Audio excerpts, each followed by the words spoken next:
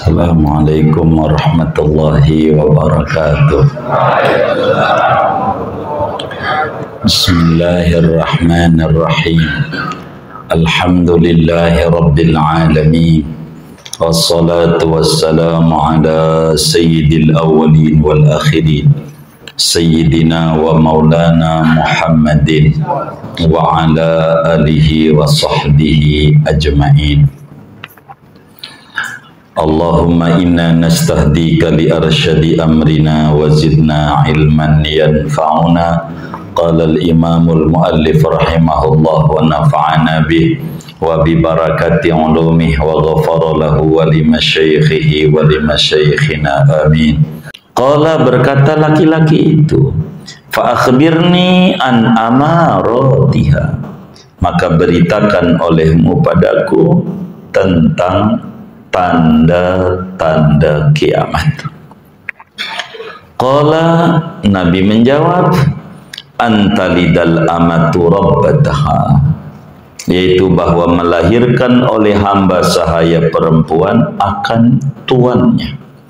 Wa antaral hufatal uratal alata ri'a asyai yatatawaluna fil bunyan, dan bahwa kau melihat akan orang-orang yang nyeker tak pakai alas kaki, al-urata yang telanjang bulat tak punya pakaian, al-alata yang miskin papa, ri'a asyai penggembala-penggembala kambing, yatatawaluna fil bunyan, pak tinggi-tinggi mereka pada bangunannya. Summan tolaqa, kemudian pergilah laki-laki itu. Falabisa maliyan, falabistu di situ, falabistu maliyan, maka diam oleh aku, kata Sayyidina Umar, maliyan padahal lama 3 hari. Kalau fala bisa, maka diam oleh Nabi padahal 3 hari. Kalau riwayatnya. Sumaqala, kemudian berkata oleh Nabi, ya Umar, wahai Umar, atadri manis sa'il, apakah kamu tahu siapa yang bertanya 3 hari yang lalu itu? Qultu, menjawab oleh aku, Allah wa rasulu a'lam, Allah dan Rasulnya yang tahu, saya enggak tahu. Qala, berkata oleh Nabi Muhammad sallallahu alaihi wasallam, fa innahu Jibrilu, maka sesungguhnya yang datang laki-laki itu adalah sebetulnya malaikat Jibril. Atakum, datang Jibril padamu, yu'allimukum dinakum, mengajarkan oleh Jibril akan kamu, dinakum, akan agama kamu. Rawahu Muslim, hadis riwayat Imam Muslim. Wallahu a'lam bishawab.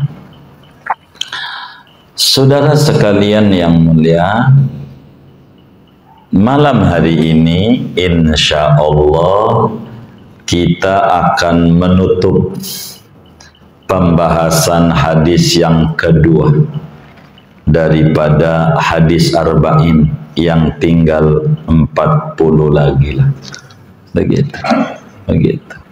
Jadi hadis kedua kita selesai, hampir kurang lebih setahun kayaknya ini hadis kedua ini, tapi kita mau tutup saja malam hari ini membahas hadis yang kedua. Pertemuan yang lalu kita sampai fa akhbirni an amaratiha, terangkan kepadaku tentang tanda-tanda kiamat. Karena pertemuan yang lalu ditanya Nabi kapan percisnya kiamat, dan kita udah jawab, udah bedah pada pertemuan sebelumnya. Ketika Nabi menjawab masalah kiamat, yang ditanya sama yang nanya urusan ini sama-sama tidak tahu. Qul innama ilmuha indallah. Masalah kiamat Allah yang menyendiri, yang tahu persisnya. Tapi masih bertanya Jibril, fa akhbirni an amaratiha. Baik dah, kalau memang kiamat percis yang nggak tahu, paling tidak saya mau tanya tanda-tanda kiamat yang kecil itu apa? Sebab tanda-tanda kiamat yang besar itu tidak ditanya oleh Jibril, karena itu mendekati datangnya kiamat. Yang Jibril tanya, fa akhbirni an amaratiha. Wahai Nabi Muhammad, kata malaikat Jibril, kalau tanda-tanda kiamat itu apa? Tanda apa maksud yang ditanya? Tanda pendahuluan kiamat, yakni bukan tanda yang mengiringi bakal datang kiamat, seperti matahari terbit dari barat, bakal keluarnya Dajjal, turunnya Nabi Isa. Ini sudah detik-detik mau kiamat. Bukan itu yang ditanya oleh malaikat Jibril, akan tetapi tanda-tanda permulaan, supaya siap-siap umur yang ada. Bila kita nggak bisa untuk menambah umur kita, maka paling tidak ketika tahu tanda-tanda pendahuluan kiamat, maka kita akan menambah nilai-nilai luhur daripada umur yang ada. Bila umur nggak bisa ditambah, wis kebaikan saja yang ditambah. Begitu. Karena umur kita nggak bisa untuk tambah. Maka ketika ditanya, mana tanda-tandanya wahai Nabi Muhammad? Maka Nabi menjawab, tanda-tanda permulaannya begini. Antalidal amatu rabbatah. Budak perempuan melahirkan tuannya. Apa maknanya? Salah satunya adalah tatanan hidup dan kehidupan manusia telah kacau balau. Bila tatanan hidup dan kehidupan manusia sudah kacau, sudah rusak,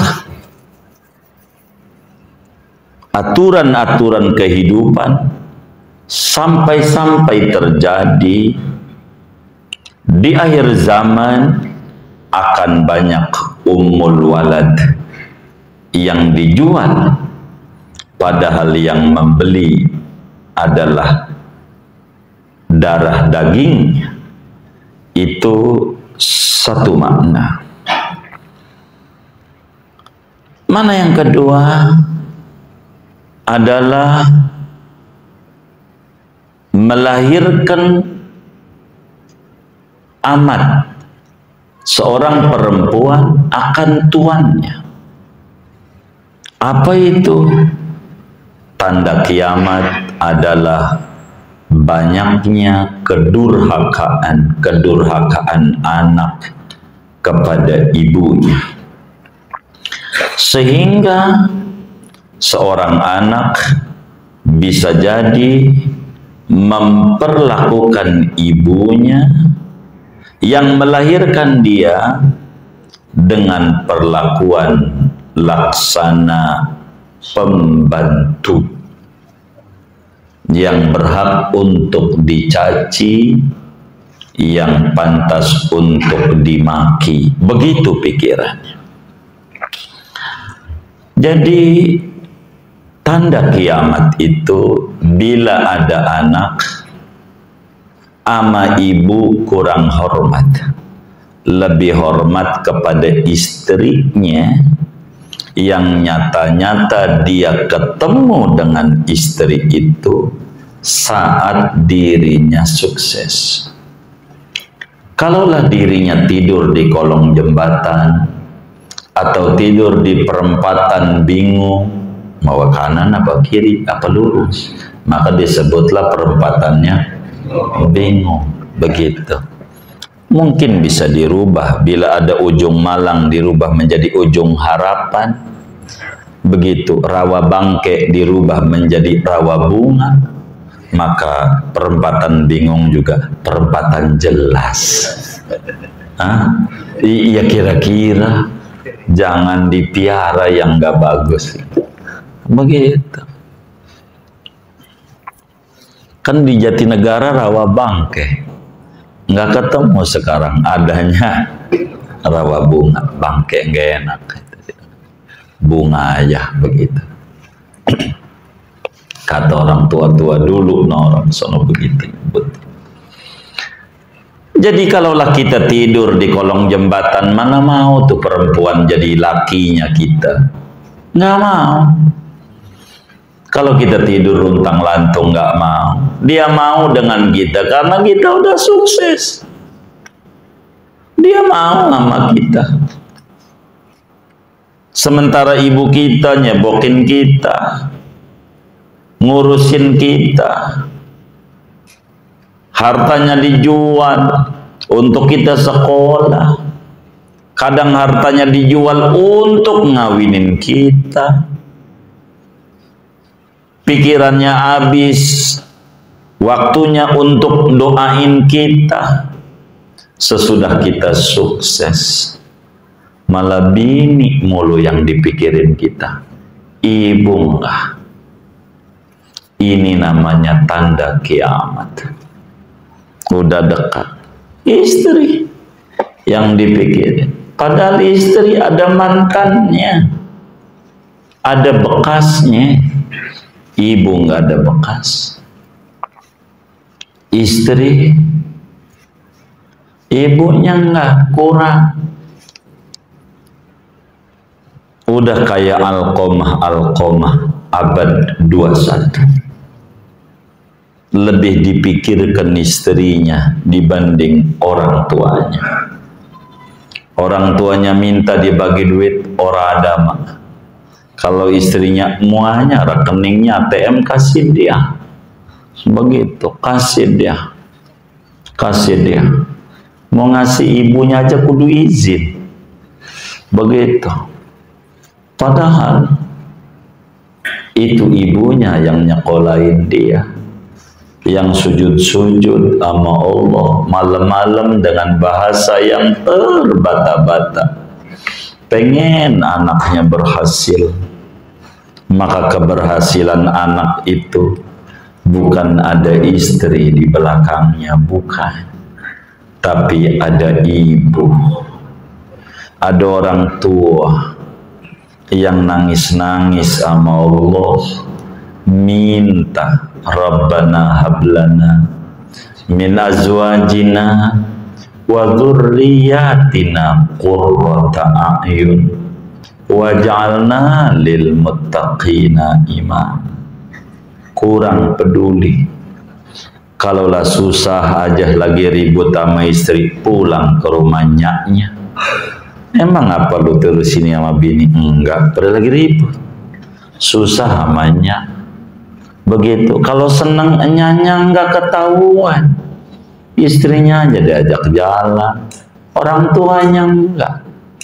Anak kayak begini nih, anak kurang ajar sama orang tua. Padahal surganya dia di tangan orang tua, tapi memperlakukan orang tua penuh dengan kerendahan, laksana anak majikannya, orang tua adalah pembantunya. Padahal dulu di saat dia belum punya apa-apa, orang tuanya memperlakukan dia bak raja dan ratu. Ditimang-timang aja sama emaknya, anak raja, anak raja, anak raja. Sama emaknya dulu begitu. Tapi pas sudah gede, kurang dia, kurang. Ini namanya tanda kiamat sudah dekat. Kurang open sama orang tuanya, kurang.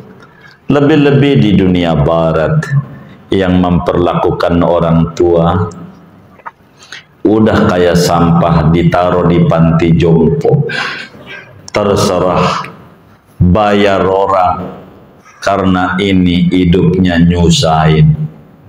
Maka muncullah di dunia barat ada namanya Hari Ibu. Hari Ibu, Yaumul Hari Emak. Sampai kawan kita ngiri, nggak ada hari bapak, adanya Hari Ibu aja. Begitu, Hari Ibu. Islam tiada hari tanpa bakti kepada ibu. Begitu. Kenapa barat dimunculkan Hari Ibu? Karena mereka lupa adalah partnernya, istrinya yang membuat dia sukses. Tidak. Yang membuat sukses adalah orang tuanya, yang sujud-sujud saban malam, nangis sama Allah biar anaknya sukses, lebih sukses daripada dirinya. Ini namanya tanda kiamat.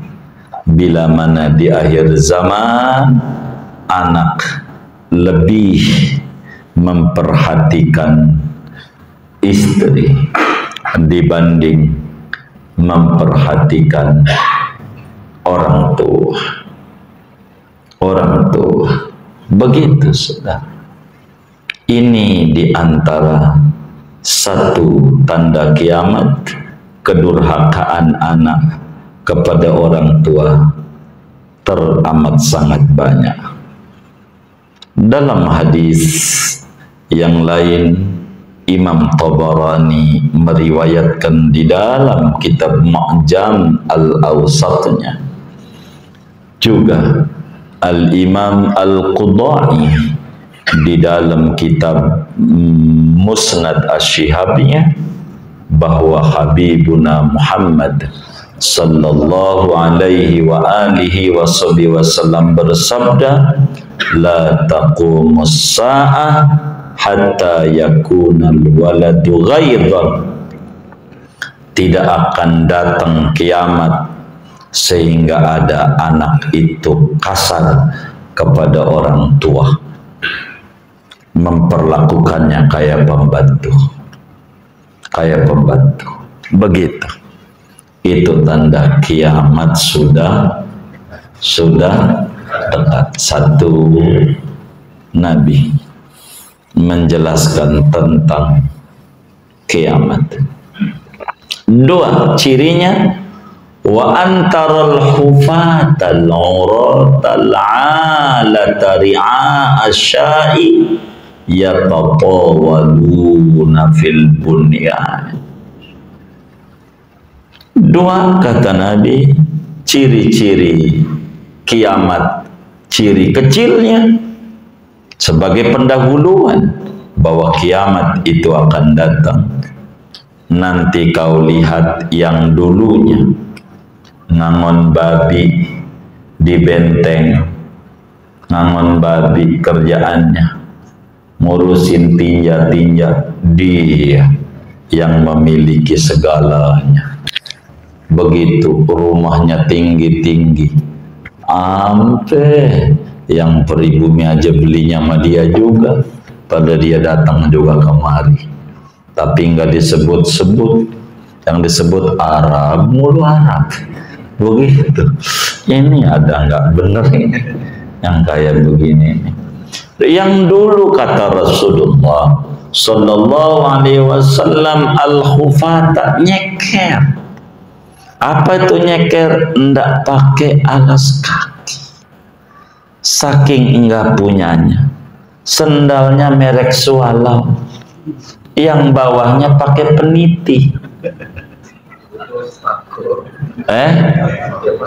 Pakai paku, ya, pakai paku gitu, pakai paku. Saking kagak kebelinya sendal. Al-urata yang telanjang, baju aja orang punya.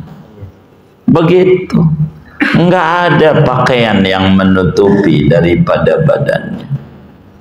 Al-alata, yang fakir, anaknya banyak, udah kayak biji tasbih 33 anaknya, men. Ri'a asyai, kerjaannya menggembala kambing, nggak punya, kuli ngangon, saking susahnya. Pada akhirnya kata Nabi, yatatawaluna fil bunyan, pak megah-megah bangunannya, pak tinggi-tinggi bangunannya. Apa artinya? Hadis ini menggambarkan tanda kiamat, berubahnya keadaan,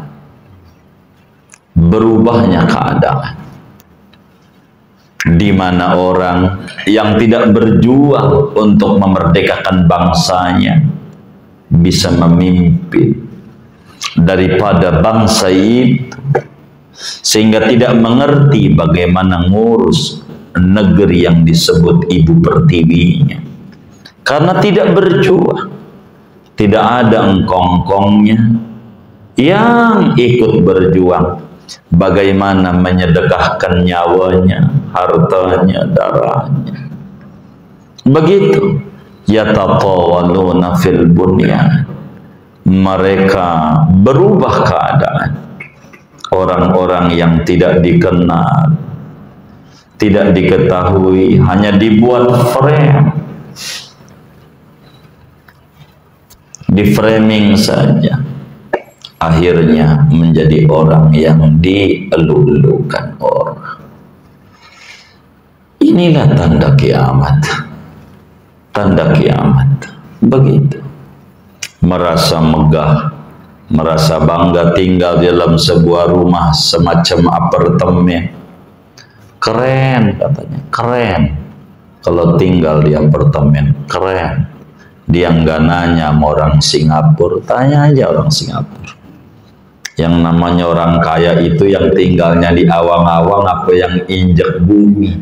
Kata orang Singapura, yang injek bumi itu mau awang-awang. Kalau roboh, kalau bawahnya tuh apartemen, dijual apa enggak? Kagak. Gitu, bener nggak? Enggak, disewain. Tapi kalau atas dijual. Jadi kalau sampai kena gempa roboh, lu tidur aja di sono, kan tempat lu sono. No, begitu. Yang no. Bawang enggak punya kita. Ini kan punya gua, yang gua jual awang-awang. Awang-awang tuh jual gitu. Tahu awang-awang enggak? Ya begitu dah. Orang Betawi kan begitu, ya kan? Jadi akhirnya di akhir zaman kehidupan sudah mulai. Ada banyak perubahan-perubahan yang ada. Jadi bagaimana mengedepankan tampilan, performa namanya, tanpa mengedepankan esensi yang sesungguhnya. Itu di akhir zaman. Yang penting bungkus saja dah. Bungkus saja. Begitu. Orang banyak keliru sama bungkus.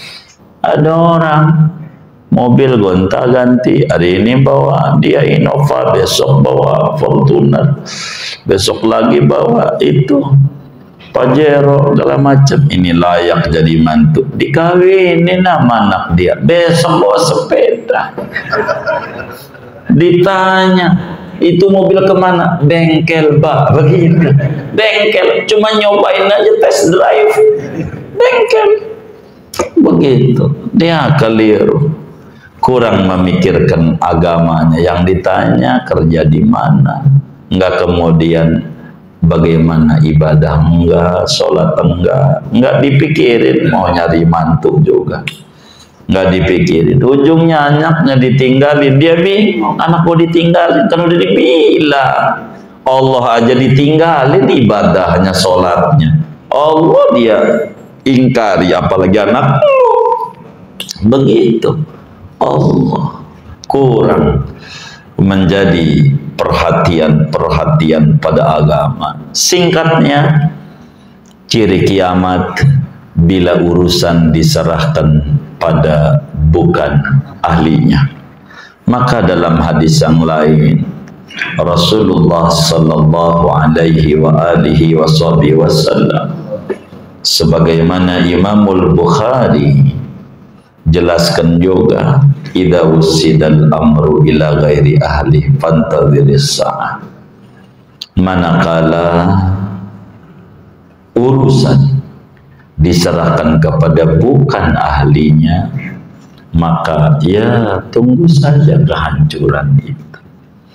Jadi ciri kiamat itu sudah pola pikir kebolak-balik dan kebolak-balik. Ini tanda kiamat. Dalam hadis ini ada isyarat juga dari Rasulullah Sallallahu Alaihi Wasallam bahwa apa saja yang dilakukan oleh kita memiliki nilai di mata Allah, kecuali yang kita lakukan buat tempat tinggal kita. Kata Nabi, yukjaru benu Adam ala kulli syai' illa ma yudhi'uhu fi hadha turab. Semua yang dilakukan oleh manusia dikasih ganjaran. Kita ngasih makan bini, sedekah. Kita ngasih anak, sedekah. Ganjaran besar. Kecuali yang kita pergunakan untuk mempercantik daripada kita punya rumah tuh. Nggak ada, berapa aja habisnya, ganjarannya nggak ada. Nggak ada. Nggak ada. Nggak ada. Nggak ada. Nggak bagus begitu. Nggak. Mau berapa aja. Saya dulu begitu. Nggak mau, cuman ditengkarin sama istri, emang dosa begitu. Ya, kata kita kagak dosa, udah diem aja, ya kalah juga kita ya. Nabi udah bilang kagak ada ganjarannya, kagak ada. Tapi nggak dosa kan? Ya kagak. Ya ada diem aja, ya jadi diem aja kita.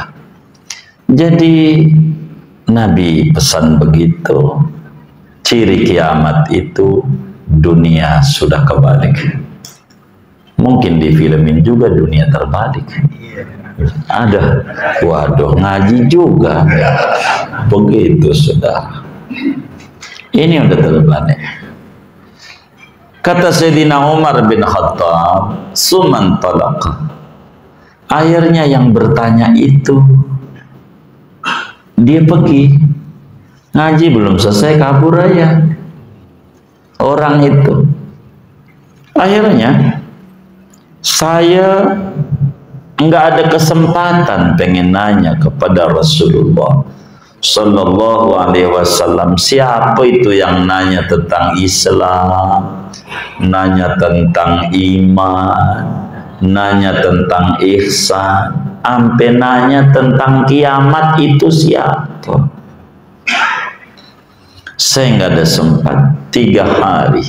Dalam hadis riwayat Imam Abu Dawud dan Imam Tirmidzi dijelaskan oleh Sayyidina Umar sampai 3 hari nggak ada kesempatan untuk ngobrol sama Nabi, pengen nanya itu. Orang yang nanya 4 hal: Islam, iman, ihsan, kiamat.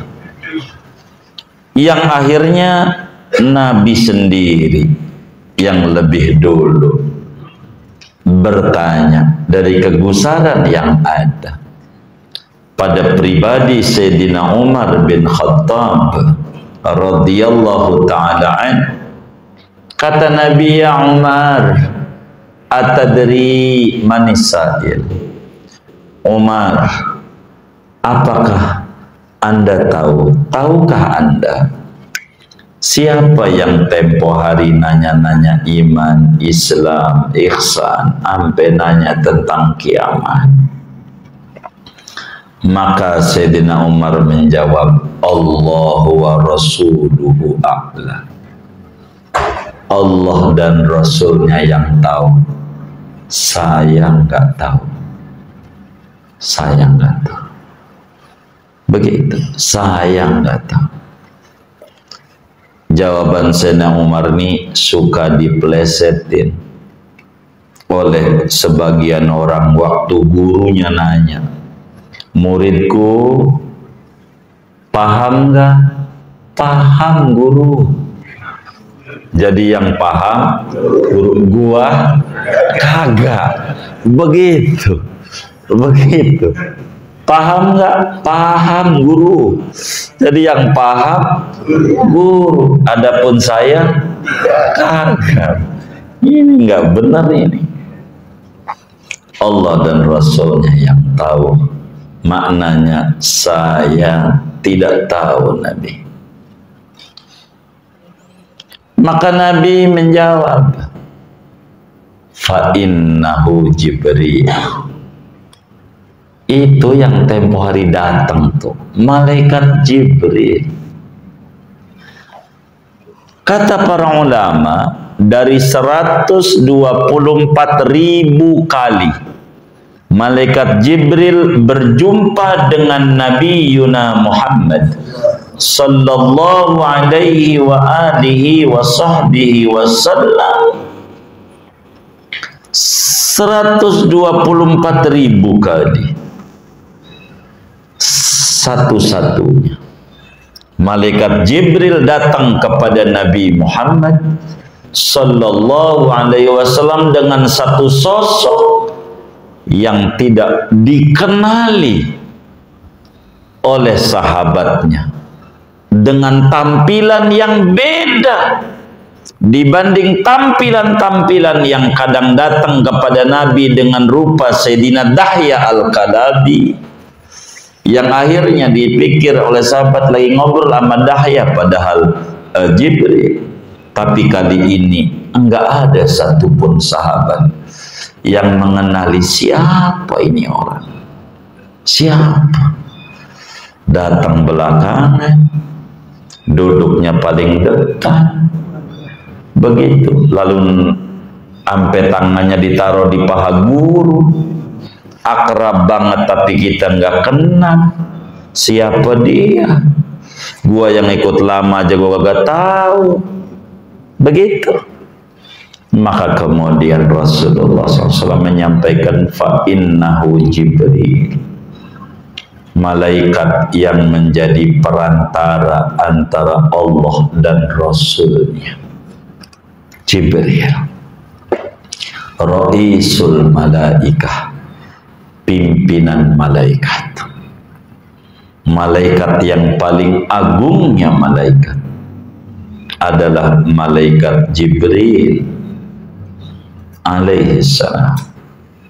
Boleh dibikin nama? Boleh. Malaikat Jibril boleh. Maka ada orang namanya Jibril Batistuta, begitu. Mikhail Gorbachev, oh Ridwan, Malik, nggak apa-apa, begitu. Israfil boleh, cuman Israel aja lah. Walaupun boleh, jangan dah. Walaupun boleh sih, boleh gitu, cuman jangan. Jadi waktu dipanggil Israel kemari, yang datang bukan dia, yang atunya mati. Begitu. Coba orang sakit, itu ada yang besuk, siapa yang datang coba diintip? Israel. Mati, bukannya sembuh. Jadi walaupun bagus, janganlah anak nama Israel. Tapi boleh saja. Apa saya coba aja nanti punya anak? Ya silakan, enggak apa-apa.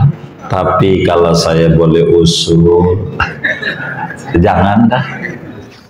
Gitu, Ridwan mendingan dah. Ridwan boleh, begitu mending, begitu.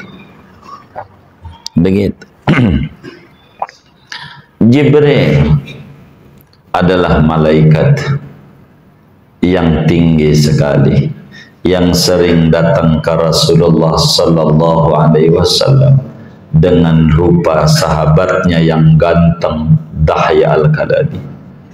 Rasulullah sendiri melihat Jibril 2 kali dengan wujudnya yang asli,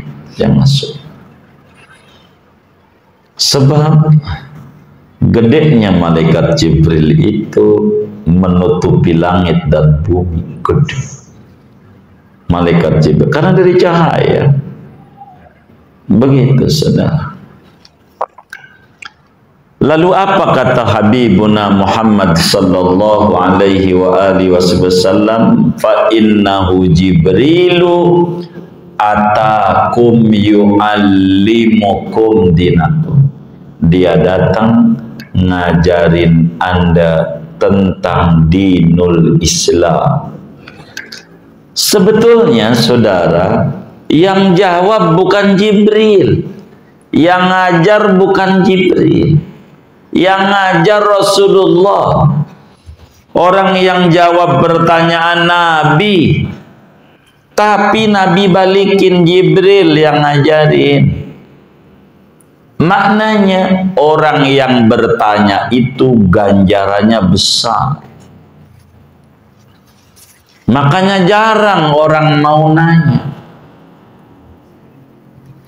karena ganjarannya gede. Kalau gua nanya dikata gua gak bisa lagi, dia gak nanya, begitu. Padahal ketika ada orang bertanya, dijawab, oh begitu jawabannya, begitu deh. Karena itu Nabi nisbatkan yang ngajar Jibril. Padahal yang ngajar adalah Nabi Muhammad sallallahu alaihi wa alihi wa sahbihi wasallam. Adapun Jibril yang nanya, yang jawab Nabi. Tapi berkat orang nanya ini, yang tadinya tidak paham jadi paham, sehingga Nabi menyatakan yu'allimukum.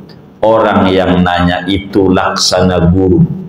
Jangan ditertawakan kalau ada orang nanya, tapi kita ucapkan terima kasih. Kalau boleh kita bagi duit sama yang nanya, makasih, gara-gara lu nanya jadi gua paham. Bagi duit sama yang nanya. Kalau lah yang nanya dibagi duit, kayaknya pada pengen nanya, biar dibagi duit. Begitu, saudara. Dan dalam hadis ini, saudara, Nabi menyampaikan tentang dinul Islam, yang mana tiang pancang Islam ada iman, ada Islam, ada ihsan, dan ada asyaratus sa'ah. Ini penting. Dan dari hadis ini juga bisa difahami bahwa penting dalam setiap majelis itu dikasih ruang yang namanya ruang tanya jawab. Dan ini adalah hal yang paling penting, ruang dialog. Pemerintah juga begitu, penting ruang dialog. Kalau dialog enggak dibuka, bakal muncul demo. Maka demo itu adalah buntut daripada dialog.